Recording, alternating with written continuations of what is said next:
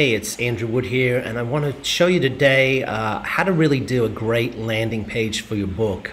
In addition to being an author, my day job, my real job, I guess, is I own an advertising agency that specializes in golf courses, hotels, resorts, and destinations.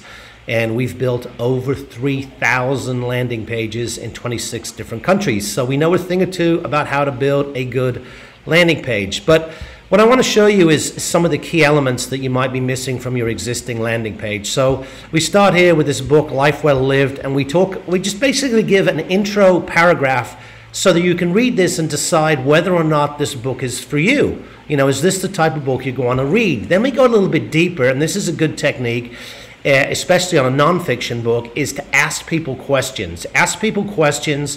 Are you passionate about your daily work or activities? Do you frequently travel and see the places of the world you want? These questions get people thinking, and of course, you're going to answer those questions in your book.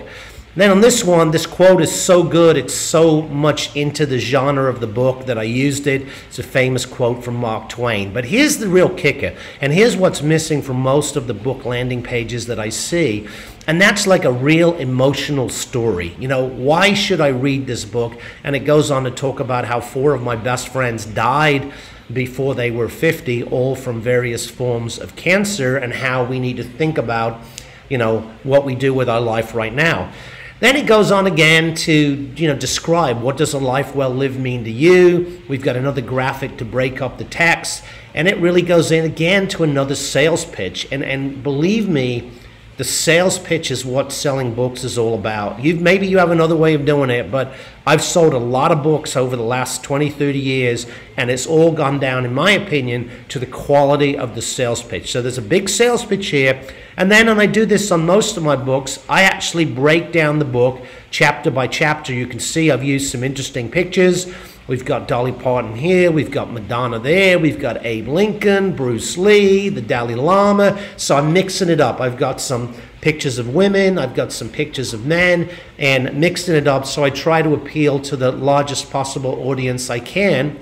And each one of these pictures is describing a chapter. Then at the end, we've got a picture of a book and a little about the author.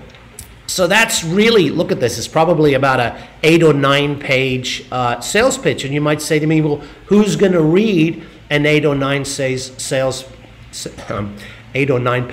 pitch for a book? And I tell you who's going to read it, the people who are going to buy it. Because the more you tell, the more you sell. And I know there's a lot of people out there that don't agree with that or have an opposite opinion. But again, I've been in the marketing business for the last 30 years. I've tested everything. I know what works. I know what doesn't work.